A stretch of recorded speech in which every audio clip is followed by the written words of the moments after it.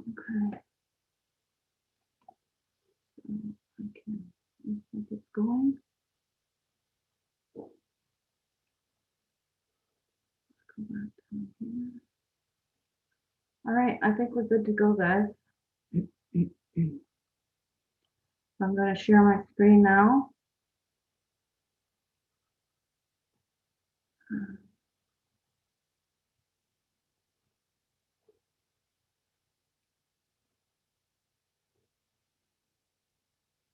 All right, I'm going to hit the broadcast.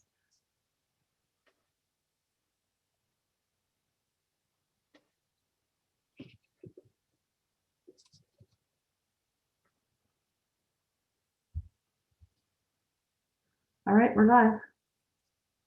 Welcome, everyone. My name is Dee Williams. I'm one of the co-chairs of the Parent Involvement Advisory Committee at the Toronto District School Board, PIAC.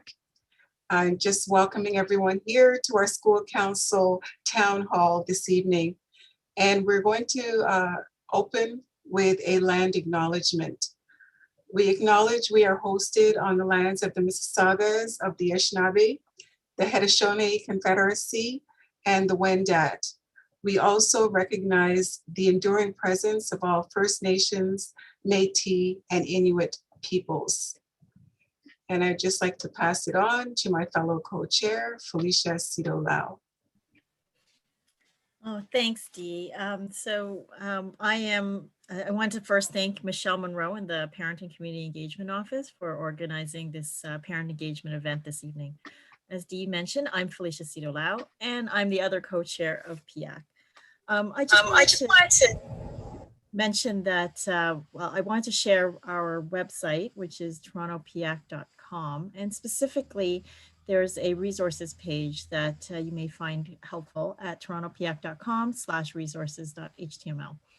And also, I just want to mention that PIAC is a volunteer organization, and it represents all 22 wards in the city of Toronto. To connect with your PIAC reps or to find out, if there's any vacancies in our membership, please check out torontopiac.com/about-PIAC. I want to thank you for joining this evening and for your work in the school communities. Dee, would you like to talk about our mandate a bit more?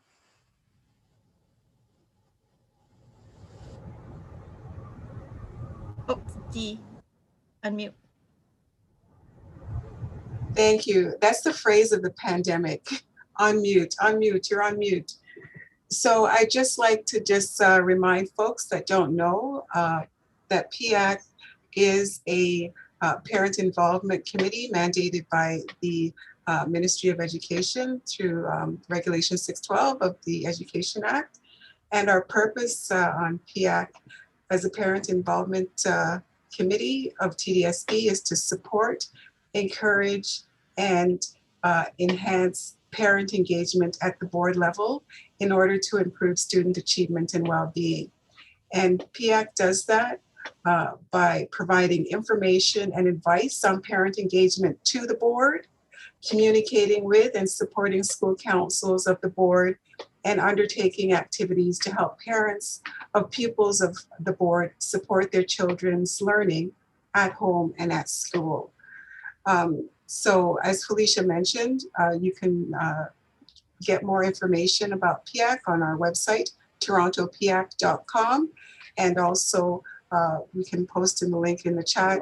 There is a page on the TDSB website as well with information about PIAC, the upcoming meetings, which are open for public viewing.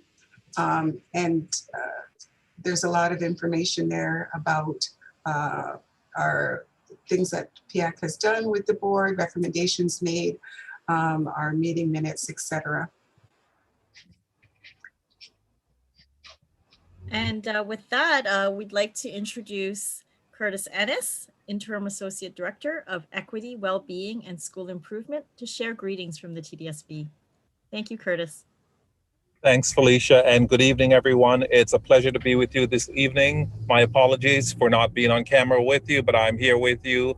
And so I just want to say thank you for your partnership and for your engagement with us and in making schools a better place for all of our students.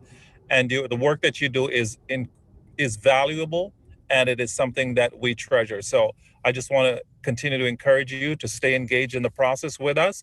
And I know that we'll get to a better place in supporting all of our students and our families. So thank you and welcome again, and have a wonderful evening.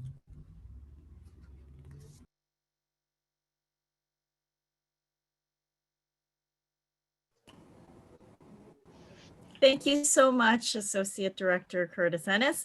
I'd like to now introduce Trustee Trixie Doyle of Ward 14, and also the trustee rep on PIAC, and a former PIAC rep and former co-chair of PIAC, to bring greetings from the board. Thank you so much, Trixie.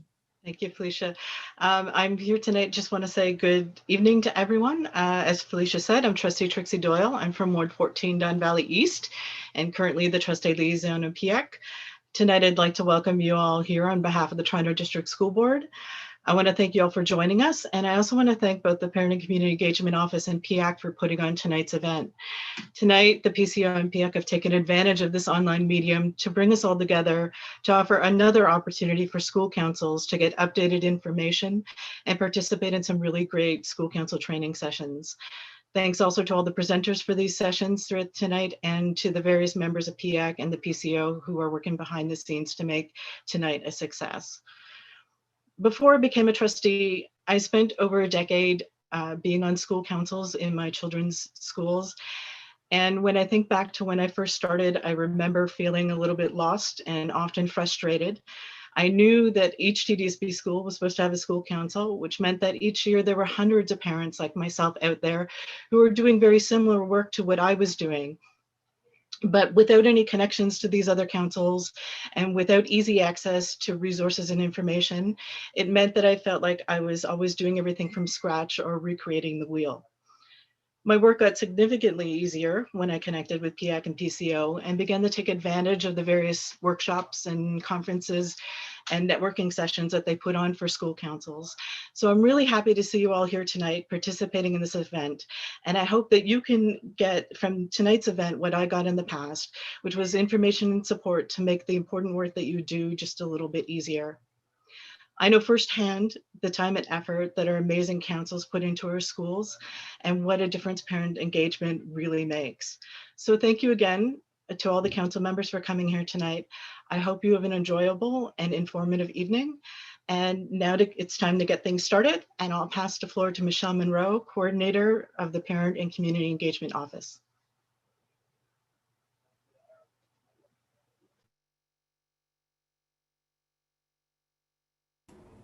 Thank you, Trustee Doyle. Thank you, co-chairs of PIAC. Thank you, Associate Director Ennis, for being with us.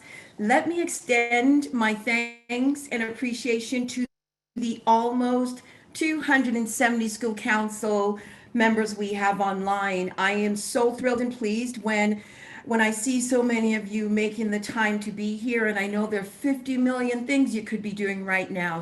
So I also want to join everyone and say thank you for being with us. The purpose of this evening really was we wanted to check in with you.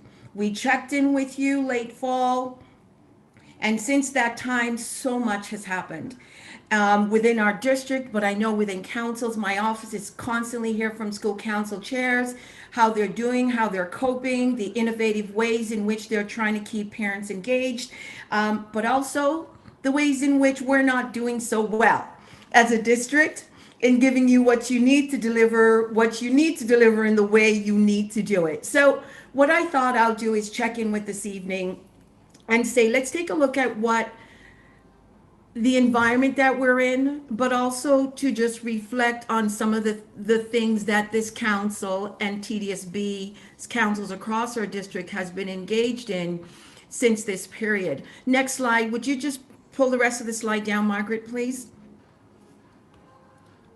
So during COVID, we've seen a number of epidemics, not just this epidemic. We've also seen income epidemic that's been really challenging. I'm not sure why I've lost my slide deck, but I'm sure she's working on it. We've also seen a racial epidemic that's been taking place across across the globe at this particular period of time. We've also seen many families who are dealing with a variety of income issues, whether it's something basic as food. We're seeing families who's having challenges and difficulties in caring at home and being at home and working from home and educating their children from home. So it's been a really challenging period for everyone. And what I want to just say and acknowledge each and every council member and every parent giver across our district is to say thank you. Thank you for the resilience. Thank you for hanging in there. Thank you for in those moments when you wanted to just stop, something just kept you going. Thank you for the parents who, when you just didn't want to be seen on another video, but you kept that video on because you wanted your child to be engaged and continue learning. And to those council chairs and our council executives, just when you thought you had everything worked, thank you for holding us accountable in reaching out and letting us know when we're doing something well, but also when we're not doing something well. And I just want to acknowledge each and every one of you for all the efforts thus far. In light of an update of what's been happening within our district, I just thought I'd go through a couple pieces and just highlight them. So what I want to talk about first is school council communications. For the last couple of months, we've been really working hard. And the first thing we wanted to do was enable school councils to pivot in a very smooth and easy way. And what that did was enable us to put in place Zoom accounts for school council chairs. We recognized that we wanted you to be able to continue your engagement and have opportunity to talk all in bricks and mortar. And so we put those in place. All Zoom accounts, while in place, still required every school council chair to have a TDSB email account. And so we've been working diligently to get our school council chairs' email accounts activated, up and going, so you're able to access the Zoom account. For those who are on this call, if you still don't have your school council chair TDSB email account, I'm encouraging you at this point that first thing tomorrow you drop an email to the principal just requesting an activation. And if the principal is not sure how to do it, they can always drop John Manalo an email, and John will be able to offer some supports. So if you still don't have a TDSB chair email account, just encourage your principal to get one activated for you. Access the Zoom account being accessed without your email account. The next thing I want to speak to is School Messenger. So yes, School Messenger, for those school councils who have activated it, has been interimly disabled due to a privacy glitch that our district is working through. I still want to say that we were able to launch School Messenger, and there were some council chairs who had actually started utilizing the tool. So let me take a moment to speak to what School Messenger is. If there are school council chairs on the line who have not yet had the opportunity to use the tool. School Messenger is really is a tool that provides school council chairs the opportunity to stream and send messages to parents, caregivers. It's not an interactive communication tool, meaning it's not a tool that you can send messages out and then parents are responding back to you. It is a tool that enables you to send communication and information out to parent caregivers directly within the school. And you will be able to then receive communication back using your school council TDSB email account. Your Parent Involvement Advisory Committee has really been working with the district for a very long time to get School Messenger available to school council chairs. So we were actually able to roll it out this year and look forward to getting it back online, hopefully within the next month or two. So councils will be able to have access to School Messenger. So those are the three key communication tools. So school council chairs, you should by now have your TDSB email account. You should by now access your Zoom account, and you will eventually have access to School Messenger. So the intent of these three tools was to enable councils to be able to better engage and connect with each other during this period, and will also be available to you going into the next school year. So to let you know that you will have Zoom available to you, and School Messenger will be continuing that into the next school year for school councils. Let me give you a quick update on the parent reaching out grants. So many of you know that previous to 2019, the TDSB and every school council in TDSB had the opportunity to apply to the ministry for a grant to do school council related activities. In 2019, the ministry discontinued the application process, and what they started doing was allocating a set amount of resources to the Toronto District School Board, and instructed the school board, it's not just TDSB, they've done this across the province, and they've instructed school boards to consult with their Parent Involvement Advisory Committee to determine the allocation of those resources. This year, what we've done with those resources are a couple of things that I do want to share with you. The first is that 52,000 of the 135 that we got was allocated to support school councils, a grant for school councils, to apply for a maximum of 1,500 to be able to engage in an equity-based anti-oppression initiative within your school council, whether it's to inform, educate, train, or support your council in addressing, responding, or enhancing knowledge on equity-based anti-oppression, anti-bias, anti-indigeneity, or anti-Black related issues. I'm really excited to say that I was so pleased that we had just over 1,900 applications. So thank you, school council chairs, for being interested in the process and for taking on the activity. And actually, the turnaround period was really short, close to the occasion. We're not going to be able to fund everyone, but I'll let you know as well that hearing that we only had 52,000, our Parent Involvement Advisory Committee actually heard about the number of applicants, got really excited by it, and then decided that they were going to reallocate some of their budget to support this initiative. So they added an additional 25,000, so we're able to fund much more school councils who applied.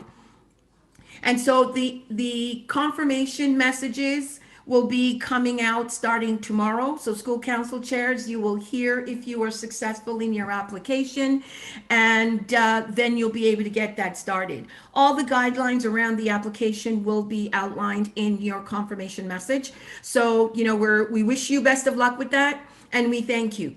For those who applied and may not be successful, I just want to gently remind you that every school council across the Toronto District School Board has access to some resources. Please keep in mind that in the school's budget, as I speak, should be a minimum of at least 800 in the school's budget to support school council's work. So if you are not successful in getting the 1,500, please remember that you still have a minimum of 800 waiting that you could be using to continue the work that you hope to do in terms of the grant. We really want to see those funds that are annual allocations for school council get spent this year. So remember, if you're not sure of those resources, again, first thing tomorrow, drop your school principal an email to inquire how much funds are available for the school council, to be sure that you're seeing those funds so you're able to use those funds before the year ends. All right. The last thing, the other two things that we did with the parent reaching out grants that I want to flag. Some resources were also allocated to the conversation series. I know many of you have been following the conversation series, and I'm really, really encouraging you that on March the 25th at 6:30 p.m., you want to be tuning in to the conversation series. Toronto District School Board will be featuring the documentary Screenagers, the Next Chapter. Now, why Screenagers, the Next Chapter? I've heard from so many middle and high schools that have actually screened Screenager. And so we know that the next chapter was just as interesting and just as exciting. So I'm really, really encouraging you on March the 25th. Visit our site. I'll drop the link into the chat a little later that you will be able to watch it. Remember, you'll be watching it for free. We've used the grant to support this, so every parent caregiver, okay, not every parent caregiver, it actually, we're able to screen 5,000 parents caregivers for ScreenAger. So 5,000, we got 5,000 spots for screening of ScreenAger, the next chapter. So I'm really pushing it, and I'm hoping school council chairs, you'll get your word out to all your parents, so you'll be able to join us and enjoy ScreenAger.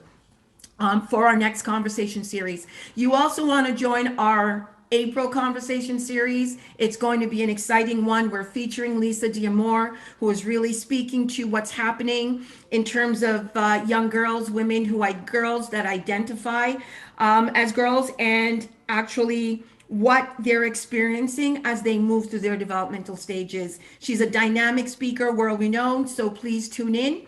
And for our May series, we will be featuring Let's Talk Vaccines. We know that vaccines are being rolled out across the city, and I think many parents and caregivers have the question about, what does this mean for kids? Is there something coming for students? What will that look like? What should we be paying attention to? We also know that there are many communities who are questioning, should I be taking the vaccine, right? Is it safe? Is it right? Join us in May. We will be having that conversation with a fabulous panel. So that's how we've utilized the Parent Reaching Out grants. And so we look forward to you keeping involved in terms of the conversation series. So in light of my time now is just being able to talk about the next part of our conversation. So what we hope to do next is to do a thought exchange with you. The thought exchange you've received before. And this is just a way for us to check in with you, right? We want to make sure that the things that we're engaged in is actually what you need in the ways in which you need it. And then what we hear from you today will be taking into consideration and figure out, are there things that we can respond to immediately or things that we need to start thinking about planning for in the future. Following the thought exchange, just on a quick note, that thought exchange was shared in advance. So I'm hoping everyone had the opportunity to get in. But we're going to give you just about 10 more minutes for those who may know to engage in a thought exchange. We're going to give you a few minutes to do so now. And then exchange, and then talk about the last part of our evening, which is where we really wanted facilitators on particular topics that you may be interested, so you're actually getting an opportunity to engage and talk with someone directly. So if I may, is Kai, are you ready to go? Can we start the thought exchange? Absolutely, we are all set. All right, folks, I'm going to share my screen, and Michelle, I'll just ask you to give me a thumbs up if you can see it. All righty. So just thank you so much for having me here, and thanks for letting me support this conversation. Some of you may have been in and been able to access the thought exchange, which is great. We're going to reserve 5 minutes here to actually understand what your priorities are and to give you a chance to both share some thoughts as well as consider and weigh in and rate the thoughts of others. So we're going to have 5 minutes together today. What I ask you to do is join Thought Exchange by holding up your smartphone camera to the QR code, and you'll be able to enter. Alternatively, you can always open a browser and go to tejoin.com and enter the 9-digit code. Or for quick and easy access, if the QR code isn't working for you, then I'm going to pop the link in the chat, and you're able to click that link and it'll allow you to participate. So I'm going to give us 5 minutes here. And what I ask you to do is put in as many thoughts as you want that are answers to this question. And I ask that share each sentiment, each challenge, or each success as a discrete thought. Once you've shared your thoughts, then move into the rating stage. We have really robust algorithms going, so each thought can be considered equitably. And I encourage you to try and rate about 30 thoughts in the exchange. And that's going to allow us to then understand what those group priorities are to help as the TDSB team plans for additional support moving forward. So I encourage everyone to jump into the exchange. I will reserve some silent space so that you can think deeply and share your thoughts. And I'll start the timer now.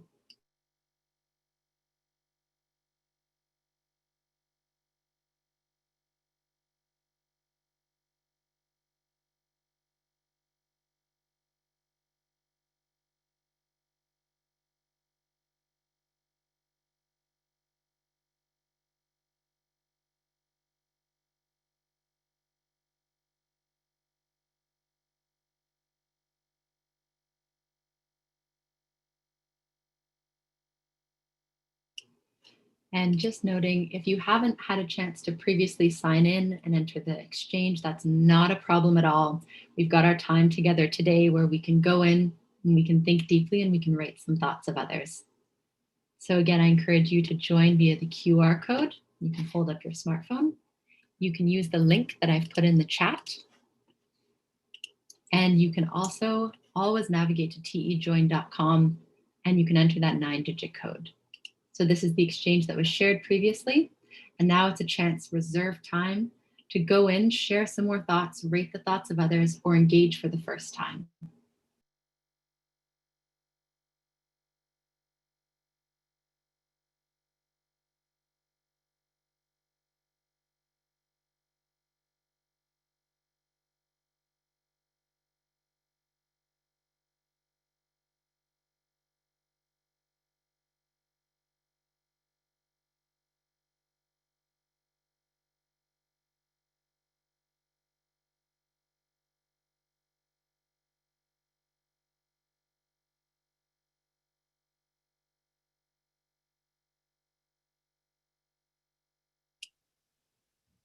Beautiful. I see lots of thoughts coming in and we have folks joining.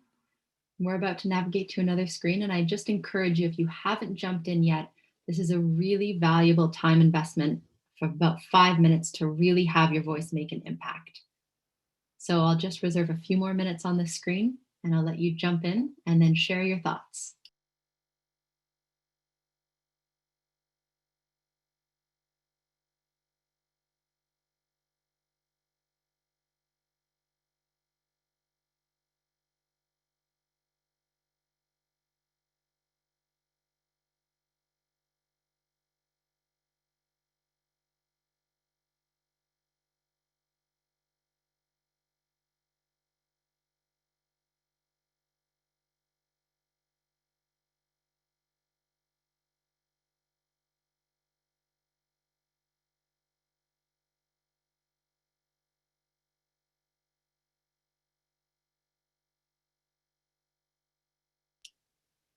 We've got about 2 minutes left of engagement time. This will be open after the session as well if you want to go back in. And I encourage you to finish up sharing your thoughts. You can share as many as you like and move and try and rate about 20 to 30 thoughts of others.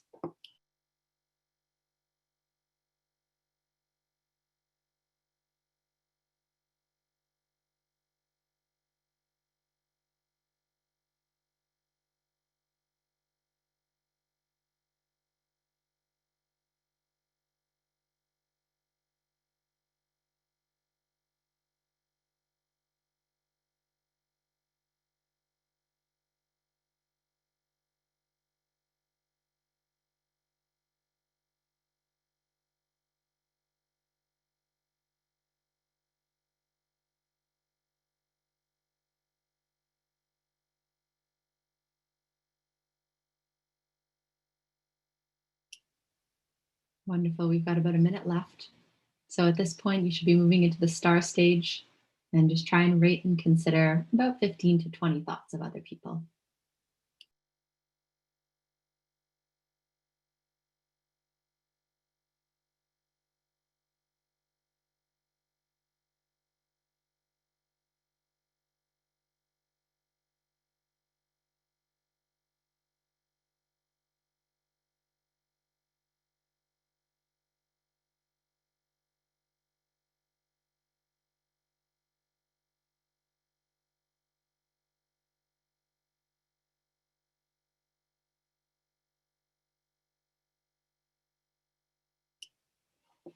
Beautiful. So as we're coming to the end of this engagement period, I just want to thank you for your time and for your thoughts that you've shared.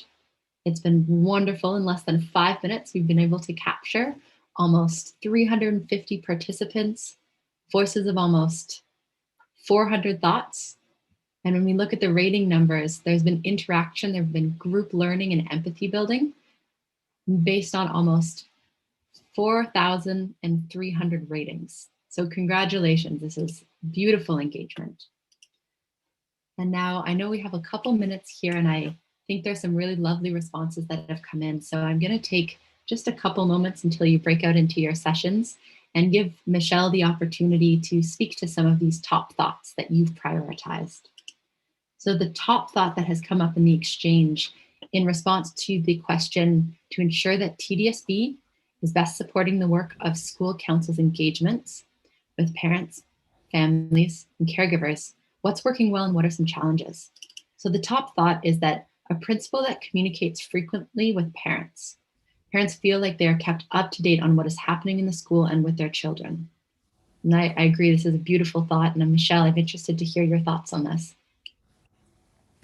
I think it's said nicely, and I fully agree. And I just want to say that, we've been encouraging our administrators and principals to actually do that consistently. And I know many of our principals across the district has been working diligently to try and do that. And I know many have been trying to do that, not just with their bricks and mortar, but also with their virtual schools. And so we thank you for this feedback and fully agree, and know that our staff continues to try to do so. Beautiful, thank you for that, Michelle. I'm actually seeing that one there. I anticipated. Yeah, so this piece work, yeah, this is a really important one. Council roles seldom change hands. Work is left to those that are well versed, but it leads to burnout. Anyone who's heard me do a school council presentation, you know that I speak a lot to this and the importance of our practice and the best practices that are actually used to build capacity, but also look at ways in which we're constantly building to bring in new school council reps. And there has to be an intentionality, school council members and leaders, in this, right? And one of the things I talk about all the time is, one, we've got to stop making this job when we're on council look impossible, because many parents and caregivers see it and only think it's a selective group of people who can do this because it's so much work.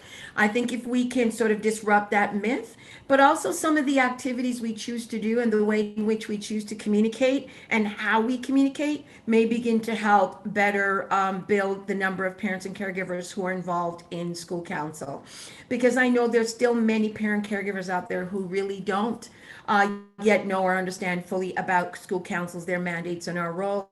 And so for those of us who are involved in it and passionate about it, there's an onus on us to be thinking about how we effectively communicate what council is to parents, caregivers, and make it attractive for them to want to be there. And that's going to link to some of the conversations we're having later in the breakout group, and particularly the one I'm having about how are we ensuring our spaces are equitable and welcoming to all parents, intentionally or unintentionally. Any other key thoughts there, Kai? Yeah, that's beautiful. So I'm going to link these two together. So engaging the virtual community and this idea of being disconnected from the brick and mortar students, it links really nicely to this challenge in bridging that gap. So I'm wondering if you can speak to the social connection of these two different groups.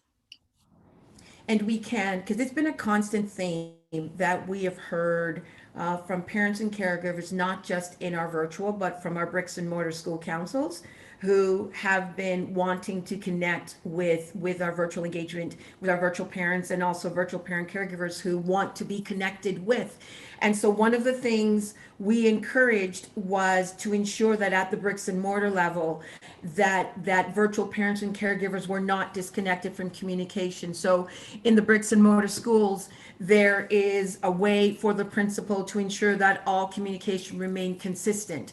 But also at the same time, I know within the virtual school that staff has been working diligently to come up with opportunities and ways to keep parents and caregivers connected and informed of what's happening in that space. And that work continues to this day. And join the virtual working group conversation. You'll hear a bit about what some of the work has been to date and some of the upcoming things that are coming your way. That's beautiful. I think we might have time for another question, but I'll just see. Perfect. Okay, I see you nodding your head. Great. Okay, so then in thinking of the great proactive work you're doing around connection, there's a thought coming up around how it's challenging to reach families who aren't in the group chat. So needing to ensure that connection even beyond group chats. I'm wondering if you have anything to expand onto this. This sounds like a very specific question. This sounds like there's a group or an individual. I'm hoping it's school council that started a chat. So I'm hoping your chat is only one tool that you're using, right? That you're actually still collaborating with the school and getting information out to parents, caregivers, and communicating with them through the school. Whether you're actually hosting conversations at your local school using your Zoom account to be able to do that, right? So the group chat is one tool. Your school council email accounts in connecting with the larger parent caregiver in the district is another tool, right? The school messenger was another tool. You can still provide messages to the principal that could be distributed out broadly to the school. So I'm hoping you're using the multiple tools and not just the chat that you've created to be able to connect with parent caregivers across the district. And that's great. And I think you touched on the second question as well of how to easily communicate with the community. And I'm going to maybe take us here and you can finish off or we can take another one. But there's an interesting question of reaching out to virtual families. It's been tough. And I know that we all feel that in different ways. And this question says, I don't know if they feel supported and I actually feel cut off from them. So they're invited to meetings and events, but there's a gap of understanding if they're really feeling supportive. So I'm wondering if you can speak to that. And that's valid, right? And we've heard that. And, you know, there's some councils who have done some innovative things to try to close that gap. So there are councils who I know who have identified parents, caregivers in their schools who are virtual and has asked them to sit and hold a position on council, like an exec position, or they've started a virtual working group on their school council to be able to intentionally connect with the principal to reach out to parents and caregivers who are virtual so that they can do and send them an intentional survey and get a sense and feedback from them in terms of what you need and how can we support you. I've also seen councils who have actually done a talk that's earmarked for virtual parent caregivers in a direct way. So they did a conversation that would meet the needs of those parent caregivers. So there are some innovative things that are happening that individual school councils are doing, but we recognize that it's not always easy, particularly right now where it's a requirement and a reliance on the school to connect with your parent caregivers in a direct message. But keep in mind that if you put an intentional message out through the school, meaning the principal put that message out and ensure that that message reaches all of the parent caregivers, there's nothing that stops the council from making it a survey that could be sent out to your parent caregivers or a couple questions that you're asking parent caregivers and that they respond directly back to the council with, so it gives you some insights. So we recognize that this is a challenge, which is why one of the working groups tonight is focused on virtual engagement.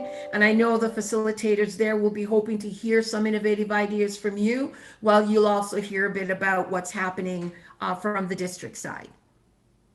Beautiful. And as we wrap up with the last thought, I'll leave it on a thought of appreciation and gratitude. So this thought, it's a beautiful one. So our school has been extremely supportive by the principal, who has been a champion of our council. This has been important, and she's our bridge to the school, the parent, and the larger community. The importance here of being open, receptive, and working well together. So it's lovely to see this. And Michelle, I'll let you give closing thoughts on this gratitude. And I am so thrilled and excited to see these types of comments, because this is what we encourage. And in honesty, this is what we all need to be doing during this period, right? We're going to be able to do this well because of this type of collaboration, and where the school, staff, principal, council are working in collaboration to ensure that we're supporting schools, supporting our parents and caregivers. So thank you for sharing that, and we encourage that kind of collaboration and know that it is essential for council to work well. Council works well when there's a clear relationship and a strong, healthy one to the school, and where the principal is engaged and the relationship is strong. So thank you for acknowledging the work of your principal. I'm sure they would be thrilled to see that happening. So please note that the thought exchange will remain open after this conversation, because we really want to get as many thoughts from you. I saw some questions about what will happen and will we be sharing this? Absolutely. Once we close the thought exchange, we will put a communication back out to all of the attendees, and we will post the thought exchange summary report, so you'll be able to take a look as to what's happening, as to all of the key messages. The next question I thought was, what are we going to do with this information? This information actually helps us to plan. It really helps us to get a pulse on where school councils are at in our district, a clear message in terms of what you're needing and how we can support you better. So once I take a look at this, school councils sit within the realm of my office of responsibility. If there are pieces that we can take action on now before year end, action will be taken on it. If it's something that's longer term, then what we do is we'll start planning for it and look at ways we can implement it moving into the fall. So please, if you've not yet shared your thoughts, do so, because we do use this data. For me, this is data, and it's live data that I can use to plan for how we support your work in a more effective and efficient way. All right. So now I'm thinking we're going to transition to what most of you came for this evening. And I know many of you want to join the working group. So let me speak to how the breakout rooms are going to work.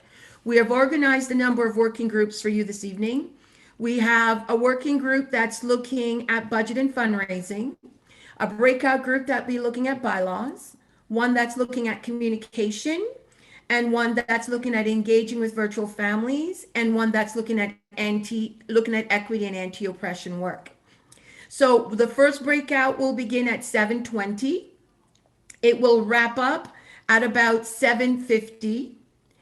At 7:50, you may join us back in this main webinar, or you can move directly into your second session. So because we want you to have a maximum time with your presenters, we're going to say, actually, once you finish your first breakout session, which will start in a few minutes, then at 7:50, you will then move to your next link. Please note that the webinar links was shared with everyone on the call, and it's in your email in the slide deck. If not, Margaret, are we able to drop the first session links into the chat? They're Margaret? already there. Each one is entered as a separate line. You just need to scroll up above. I've put them all there already. Perfect. So if you don't want to go hunting for it, the links are in the chat. And we're going to keep this main webinar open in case once you get in your first breakout and you can't make your way to the second, you can always come back to this main webinar, and then we'll get you into the second session that you may want to be a part of. So we're just going to give you a couple minutes now to take a look at all of the links, to get a sense as to where you want to be, where you want to spend your first 15-20 minutes.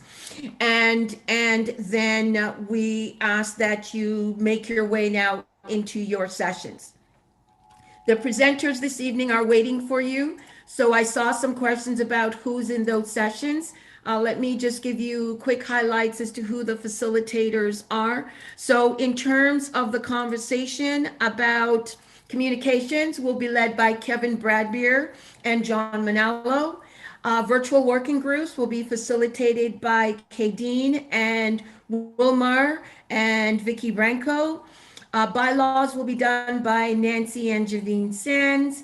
And the budgets and fundraising pieces will be facilitated by Wendy Heinz, Michelle Davis, and the anti-oppression session will be done by myself.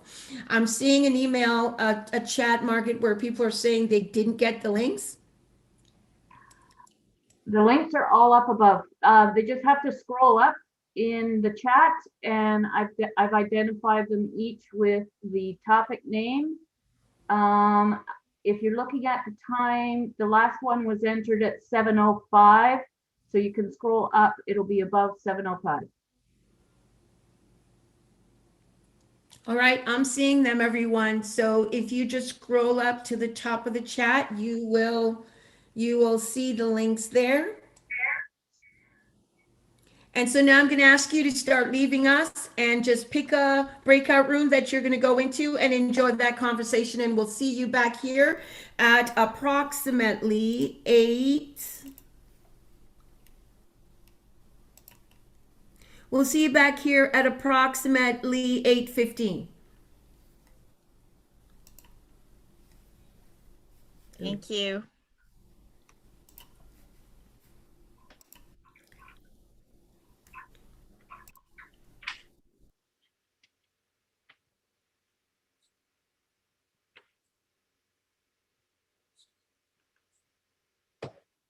And you're going to be staying here, Margaret, to help Yeah, folks? I am. Okay. See you later. Okay.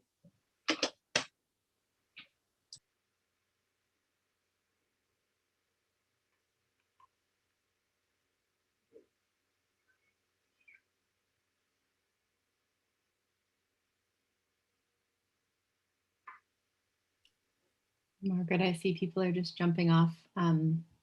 Is there anything else that I can support with, or shall I jump off?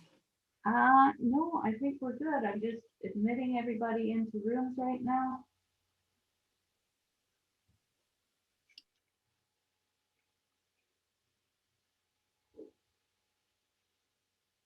Thank you so much for helping us. You're awesome. They were great. I've reopened the exchange and we can connect when it makes sense for you. Awesome. Thank you. Bye now.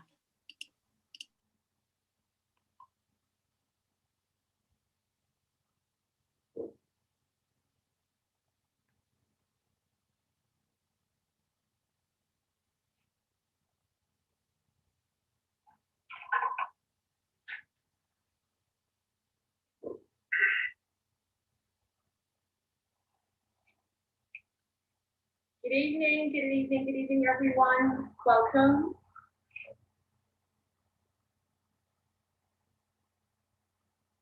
I'm just going to give a thank you for that wave, Suzanne. Really appreciate it. Hello, Angelina Joy. Welcome, Marty. Thank you. Steve, Kate, thank you for being here. Thank you, Lawrence. Good evening.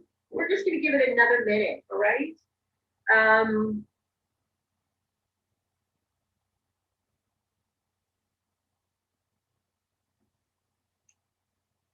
Oh, I have an expo. Why do I have an expo?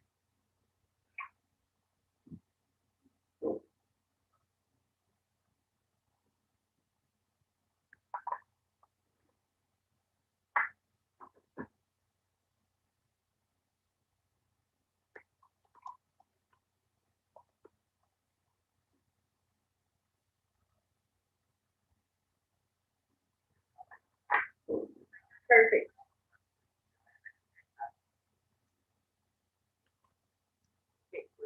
So I'm going to get started. Thank you so much for joining me and coming to this session first. Good evening and welcome For those who everyone. don't know me, my name is Michelle Michelle. tonight's question and fundraising breakout session. I hope you can hear me okay. This is a 25-minute session that's being held by the Finance Administration and Business Development team. My office. Please be aware that this session is being recorded. We have placed everyone on mute, so we are just trying to find any background noise. We will introduce the visitation team and we will give a brief update on our departments. The topics we'll discuss will be online initiatives, virtual schools, health workers, and We will provide a summary at the end before moving into the question and answer section. And this part should take about 10 minutes. Please place your questions in the chat at any time, and we will answer them after the department updates. So my name is Wendy Heinz. I'm the Assistant Comptroller of Finance, and I oversee our accounts payable, general accounting, and finance support team. I've worked in education for about 30 years in a variety of roles, but my focus has always been in the finance area. We also have Brandy Waldrop, who is joining us, and she is the Finance Support Manager interim. Brandy oversees the Finance Support team, which includes the Business Services Help Desk and the Finance Support Officers. Brandy has worked in a couple of different school boards and in a variety of roles